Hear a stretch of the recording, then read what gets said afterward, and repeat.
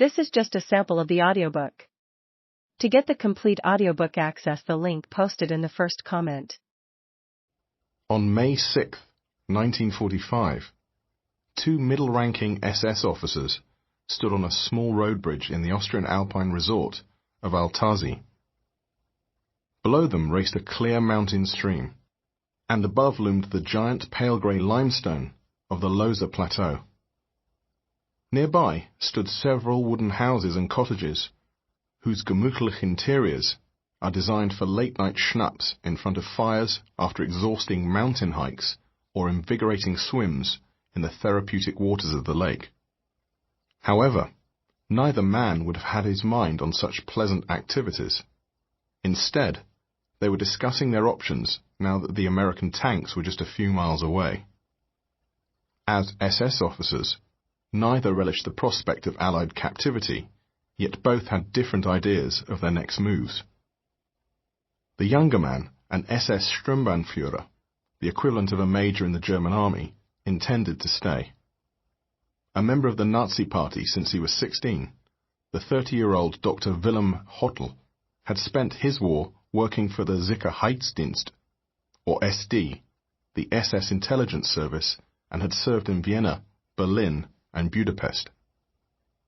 Although his career was meteoric, he was not without his detractors.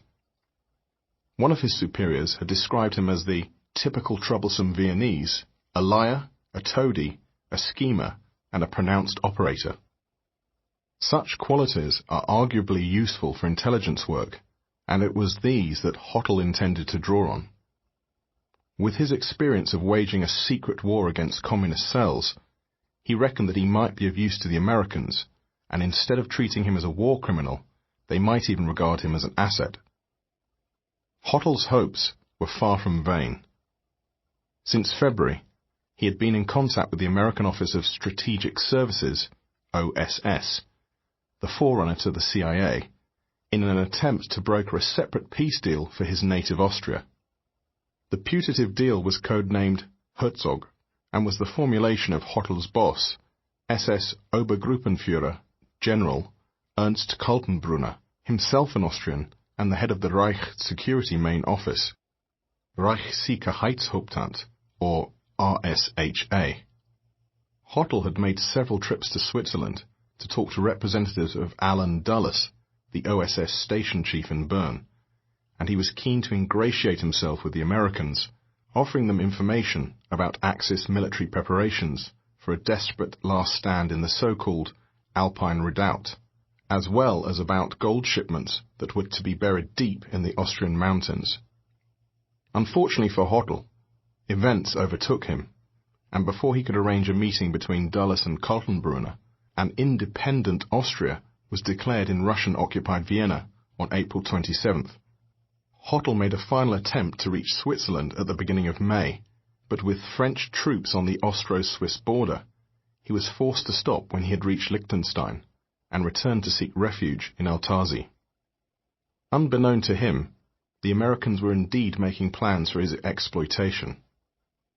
On April 21st, Dulles reported that Hotel's record as an SD man and a collaborator of Kaltenbrunner is of course bad, but I believe he desires to save his skin and therefore may be useful. Another OSS officer agreed, although he advised caution.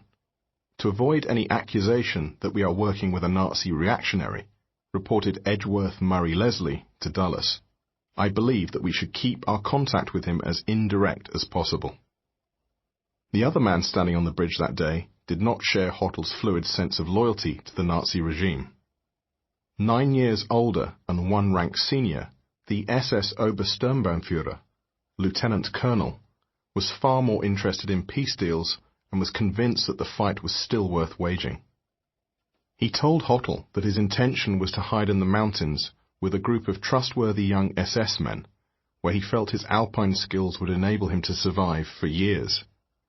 Hotel would have had no doubt that his superior was sincere, as he had witnessed the depth of his commitment to the evils of Nazism. In fact, the two men had worked together in Hungary, after the Germans had occupied that country the previous March.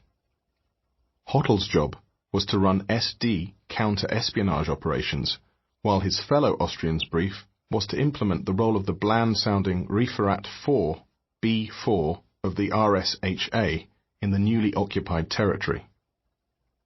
The Obersturmbannführer was to do his job well and with much zeal, because by June 1944 he had managed to deport some 400,000 Jews to be gassed at Birkenau. The older man's name was Adolf Eichmann.